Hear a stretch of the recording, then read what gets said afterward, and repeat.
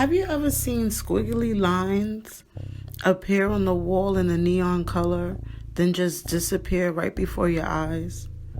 You're not the only one. It's actually in the Bible.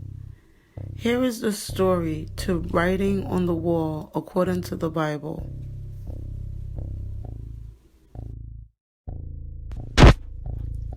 As regards, the king held a great feast for thousands of his nobles, and he was drinking wine in front of them.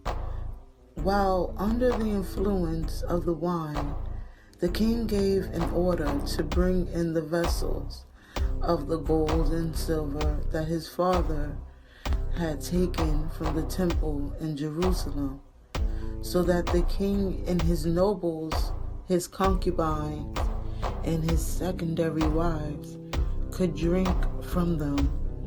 Then they brought in the gold vessels that had been taken from the temple of the house of God in Jerusalem. And the king and his nobles, his concubines, and his secondary wives drank from them.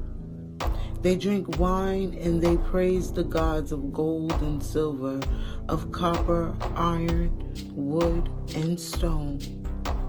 At that very moment, the fingers of a man's hand appeared and began writing on the plaster of the wall of the king's palace opposite the lampstand, and the king could see the back of the hand as it was writing. Then the king turned pale, and his thoughts terrified him, and his hips shook, his knees began to knock together. The king called out loudly to summon the conjurers and the astrologers. The king said to the wise men of Babylon, "Any man who reads this writing and tells me its interpretation will be clothed with purple. A gold necklace will be placed around his neck, and he will rule as the third one in the kingdom." Then all the wise men of the king came in, but they were not able to read the writing or to make known the interpretations to the king. So the king was very frightened, and his face turned pale, and his nobles were perplexed. Because of the words of the king and his nobles, the queen entered the banquet hall. The queen said, "O king, may you live on forever. Do not let your thoughts terrify you, nor let your face turn pale. There is a man in your kingdom who has the spirit of holy gods. In the days of your father, enlightenment and insight and wisdom, like the wisdom of gods, were found in him. King, your father appointed him as chief of the magic practicing priests, conjurers, and of astrologers. Your father did this, O king. For Daniel, whom the king named, had an extraordinary spirit and knowledge and insight to interpret dreams, to explain riddles, and to solve knotty problems. Now let Daniel be summoned, and he will tell you the interpretation." So Daniel was brought in before the king. The king asked Daniel, "Are you Daniel of the exile of Judah, whom my father, the king, brought out of Judah? I have heard concerning you that the spirit of gods is in you, and that enlightenment and insight and extraordinary wisdom have been found in you."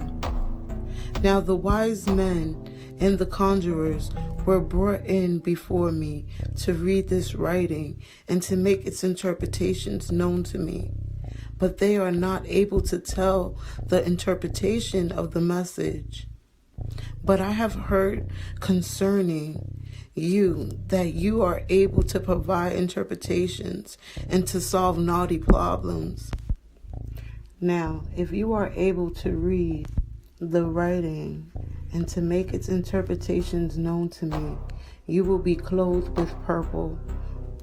A gold necklace will be placed around your neck, and you will rule as the third one in the kingdom. Daniel then replied to the king, "You may keep your gifts and give your presents to others. However, I will read the writing to the king and make known its interpretations to him.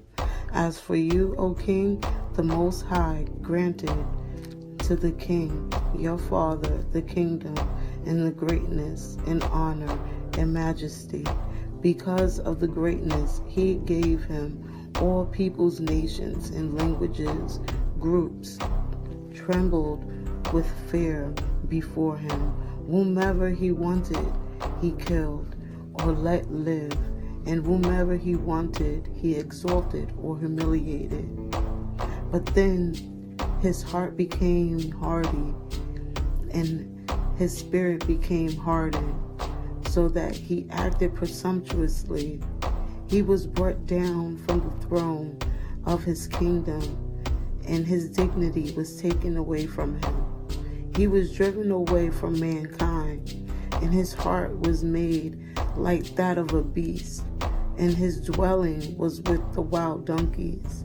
He was given vegetation to eat, just like bulls, and his body became wet with the dew of the heavens, until he came to know that the Most High God is ruler in the kingdom of mankind, and that he sits up over it whomever he wants. But his son have not humbled your heart. Although you knew all of this, instead you exalted yourself against the Lord of the heavens, and you have them bring you the vessels of his house. Then you and your nobles, your concubines, and your secondary wives drink wine from them and praise gods of silver and gold, of copper, iron, wood, and stone. Gods that see nothing and hear nothing and know nothing. But you have not glorified the God in whose hand is your breath in all your ways. So the hand was sent from him, and this writing was inscribed. And it was the writing that was inscribed: Mene, Mene, Tekel, and Parsin. This is the interpretation of the words. Mene, God has numbered the days of your kingdom and brought it to an end. Tekel, you have been weighed in the balances and found lacking. Peres, your kingdom has been divided and given to the Medes and the Persians. Then the king gave the command, and they clothed Daniel with purple and placed a gold necklace around his neck. And they quarreled concerning him, that he was to become the third ruler in the kingdom. That very night, the king was killed, and Darius received the kingdom. He was about 62 years old.